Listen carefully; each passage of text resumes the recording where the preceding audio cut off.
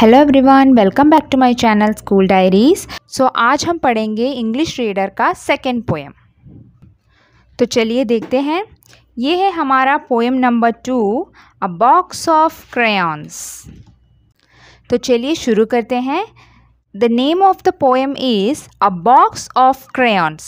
So box of the crayons क्या होता है? आप सबके पास होगा घर में, है ना, जिससे आप कलरिंग करते हैं इस तरीके से। देखो, सो ये होता है A Box of Crayons। ठीक है, सो आगे क्या लिखा है? Read and recite. Read and recite मतलब उस पोएम को हमें पढ़ना है और उसको एक अच्छे से ट्यून में उसको रिसाइट करना है, यानी गाना है। ठीक है, तो चलिए हम इस पोएम को सबसे पहले रीड करते हैं। Okay, so let's start. I had a box of crayons, all shiny, straight and new. I lent a friend one crayon, and oops, it broke in two. My friend said, I am sorry, but I said it is fine, because we both can share. Now half is yours and half is mine. चलिए, हमने poem तो अभी पढ़ लिया है, अब हम उसका मतलब समझते हैं। Okay, so will start from here. I had a box of crayons, उसका मतलब क्या है? ये देखिए, इस पिक्चर में आपको दिख रहा है कि a girl and a boy, they both are sitting here. So इसमें से ये जो गर्ल है ये बोल रही है, क्या बोल रही है? I had a box of crayons, कि उसके पास एक बॉक्स ऑफ क्रेयॉन्स था, ऐसा। ठीक है, सो और वो बॉक्स ऑफ क्रेयॉन्स कैसा था?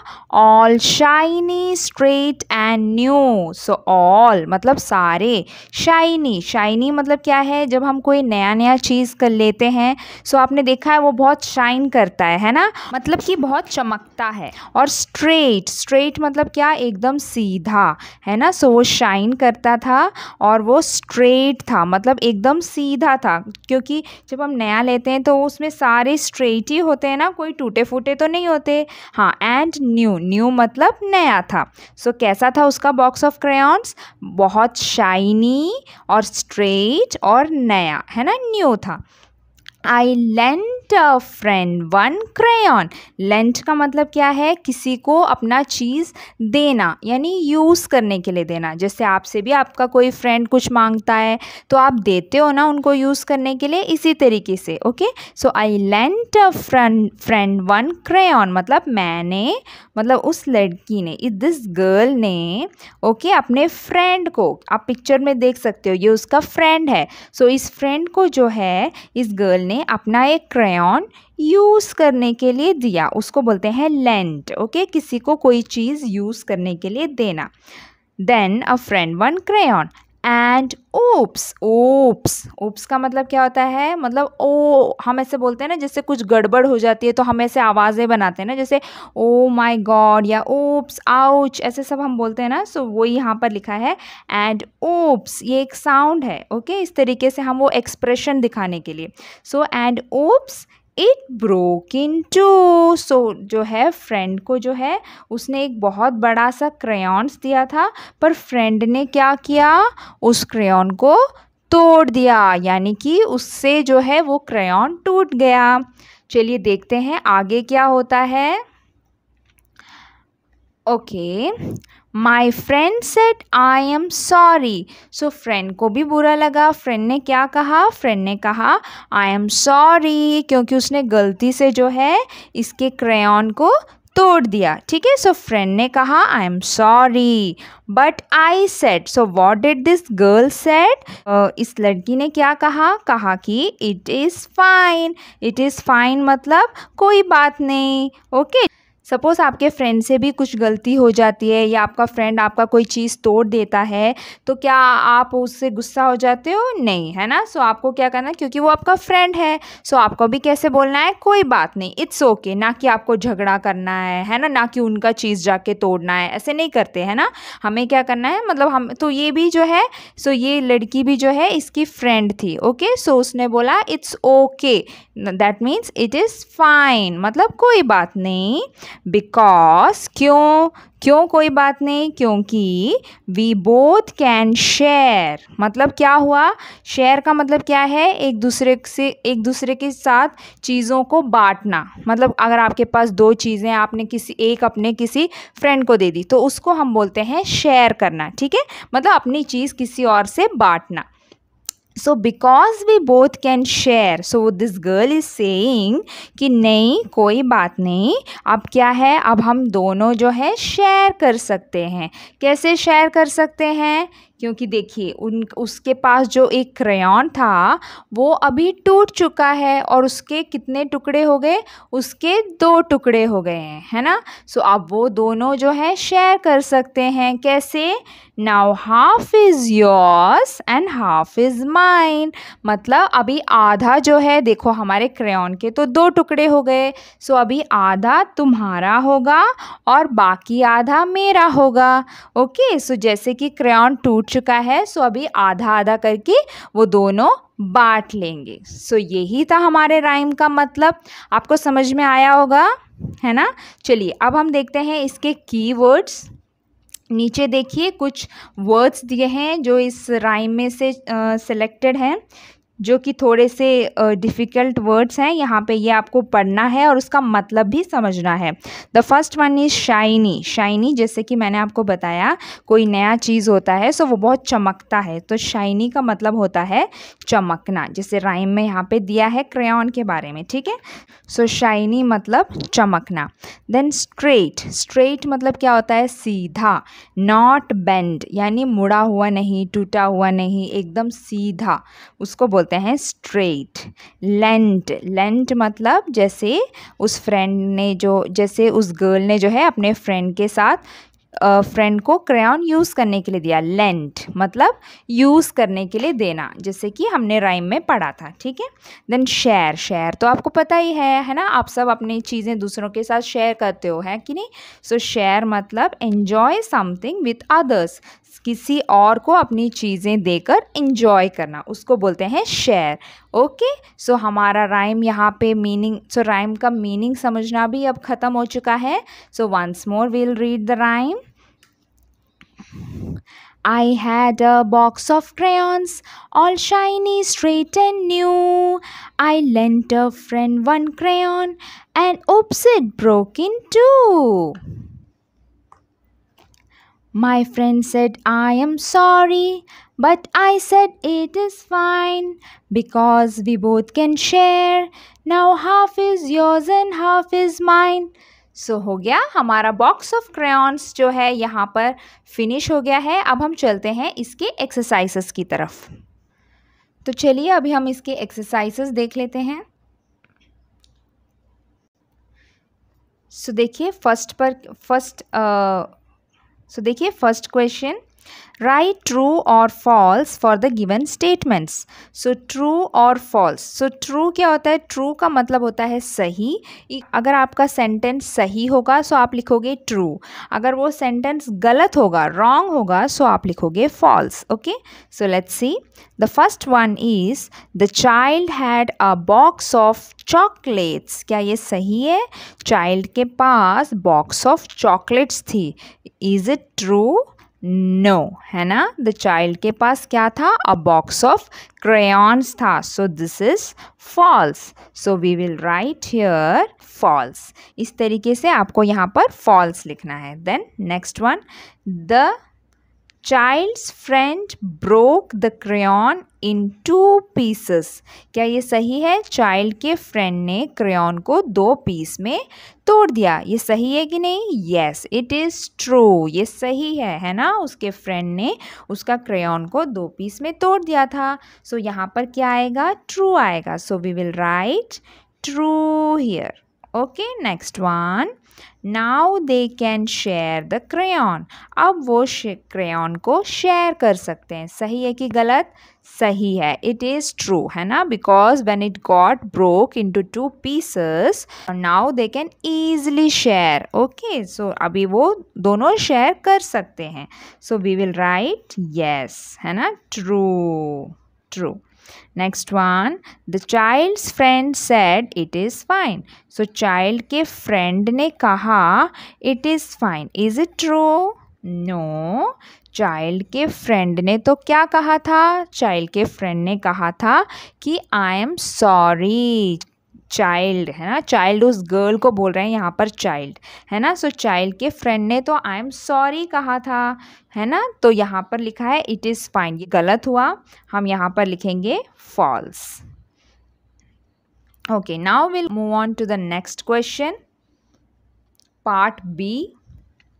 Answer the questions in a complete sentence. Okay, so हमें जो है यह क्वेश्चन आंसर करना है यहाँ पे. What did the child lend. उस चाइल्ड ने, उस गर्ल ने क्या दिया. लेंड मतलब क्या दिया, जो मतलब यूज़ करने के लिए, क्या यूज़ करने के लिए दिया है ना. So the answer is the child lend. The child lend. Lend का जो है, लेंड जो है आंसर में क्या बन जाएगा? Lend. Okay, so the child lend one crayon. इतना लिखना काफ़ी होगा. Okay, so child lent one crayon, और we can write a crayon. यहाँ पे वन भी लिख सकते हैं या अ crayon भी लिख सकते हैं. Okay, the child lent a crayon. Okay, the child lent one crayon. Okay, now we'll go to the next question. What happened to the crayon? उस crayon का क्या हुआ? Okay, so what happened to the crayon? The crayon got broke into two pieces. The crayon, okay, got broke. The crayon got broke into two. The crayon got broke into two. Okay, into two pieces. That also we'll write here. Okay, so the crayon got broke into two pieces. Crayon जो है दो टुकड़ों में टूट गया. Was the child happy or sad? क्या वो girl happy थी या सैड? वो सैड तो नहीं थी, उसने तो बोला था इट्स ओके है ना. नो है ना. The child was happy. The child was happy. Okay, so अभी मैं जो है इतना ही यहाँ पे लिख रही हूँ बिकॉज इतना ही हमसे पूछा है. सो the child was happy because now she can share her crayon with her friend. And ये होगा उसका फुल आंसर, लेकिन अभी फिलहाल यहाँ पे इतना ही पूछा है, सो मैं इतना ही लिख रही हूँ. वॉज द चाइल्ड हैप्पी और sad? The child was happy. Okay, so now will move on to our next part of the question. तो यहाँ पे क्या है? Let us enjoy the poem. Okay, so part A, write two words from the poem that rhyme with. So यहाँ पे हमें दो word लिखना है, ये हमें poem से देखना है. Okay, so new rhyme का मतलब क्या होता है? यानी same sound देने वाला है ना. जब हम poem को पढ़ते हैं, देखिए, सो देखिए ये है हमारा पोएम. सो राइम क्या होता है? राइम करना मतलब एक जैसा एंडिंग होना, एक यानी एक जैसे उनकी साउंड होती है. जैसे कैसे? देखो यहाँ पे ये हमारा क्वेश्चन में दिया है न्यू. सो न्यू के साथ क्या हो रहा है? देखो, all shiny straight and new and oops it broke in two. So new two, एक जैसी आवाज़ आ रही है ना. एंडिंग एक जैसी हो रही है. सो ये हो गया न्यू का राइमिंग वर्ड हो गया टू. और दूसरा क्वेश्चन क्या दिया है? दूसरा दिया है फाइन. फाइन का राइमिंग वर्ड्स क्या हुआ ये देखेंगे हम यहाँ पे. ये देखिए फाइन. सो फाइन का राइमिंग क्या है? But I said it is fine. Now half is yours and half is mine. So ये एक जैसे लग रहा है ना सुनने में, जिनके स्पेलिंग सेम होते हैं लास्ट में. ओके, सो फाइन, माइन, ये सुनने में एक जैसे लग रहा है. सो ये दोनों हो गए राइमिंग वर्ड्स. सो ये दोनों हम अपने क्वेश्चन के आंसर में फिल करेंगे.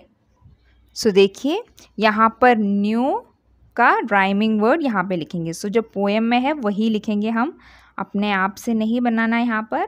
ओके, सो न्यू का हो गया टू एंड फाइन का हो गया mine. So like this we will do this. So अब हम चलते हैं नेक्स्ट पेज पर. सो ये है हमारा नेक्स्ट पेज, पेज नंबर 21। बस ये एक और एक्सरसाइज है इस राइम के लिए, इस पोएम में बस, और ये पोएम भी यहाँ पर ख़त्म होता है। सो ये ग्रामर पार्ट है। देखते हैं वर्ड बिल्डिंग। सो यहाँ पर हम पढ़ेंगे सिंगुलर एंड प्लूरल। तो सिंगुलर एंड प्लूरल का क्या मतलब होता है? सिंगुलर मतलब एक, ओके, एंड प्लूरल मतलब अनेक, जो हिंदी में बोलते हैं ना एक और अनेक, एक वचन, बहुवचन, इसी तरीके से वन। सिंगुलर मतलब जस्ट वन थिंग।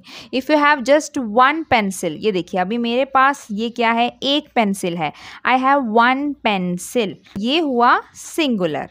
ओके, अब प्लूरल कब बनता है? जब I will say I have 1 2 3 pencils. सो अभी मेरे पास 3 पेंसिल है, अब ये बन गया प्लूरल। वन एंड मैनी, एक से ज़्यादा को हम बोलेंगे प्लूरल। ओके, एक होगा सिंगुलर और एक से ज़्यादा हो जाने पर वो बन जाता है प्लूरल।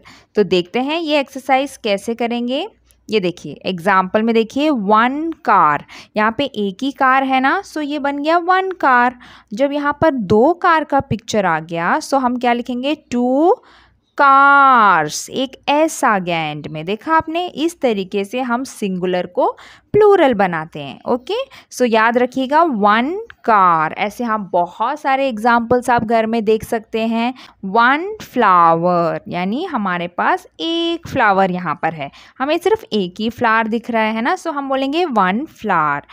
अभी देखो यहाँ पे कितने हैं, 1 2 3, सो हम क्या बोलेंगे इसको?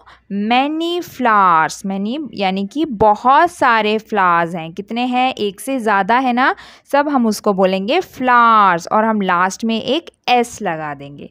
ठीक है, इस तरीके से सिंगुलर चीज़ बन जाती है प्लूरल जब हम उसमें एंड में एस लगाते हैं। सो देखिए आपके पास अगर एक डॉल है, ओके, या फिर एक बॉल है, कुछ भी, ओके, आप बोलोगे बॉल। बॉल की स्पेलिंग क्या होते हैं? BALL, ball. जब वो ज़्यादा बॉल्स हो जाती है, एक से ज़्यादा, यानी 2 हो, 3 हो, 4 हो, ऐसे जब एक से ज़्यादा आ जाती है, तो आप कैसे उसकी स्पेलिंग लिखेंगे? बॉल तो लिखेंगे ही लिखेंगे, और लास्ट में एक एस ऐड करेंगे, balls. Okay, so one ball, many balls. ठीक है, सो वन और मैनी यानी एक और एक से ज़्यादा, वो होता है सिंगुलर और प्लूरल। तो चलिए यहाँ पर जल्दी जल्दी से ये फिलअप करते हैं। Write the plural for the following words. देखिए यहाँ पे हमें जो है सिंगुलर और प्लूरल पिक्चर्स दिए हैं, हम देखते हैं कैसे करेंगे। ठीक है, सो यहाँ पे देखिए सबसे फर्स्ट एग्जाम्पल, यहाँ पे आपको कितनी बैट दिख रही है? एक ही बैट दिख रही है ना, सो ये बैट हो गया। पर यहाँ पे तो एक से ज़्यादा बैट है, there are many bats. So how we will write here? We will write bats. कैसे लिखेंगे? BAT, बैट, और लास्ट में ऐड कर देंगे एक S। Okay, so it will become bat and the plural form of it is bats.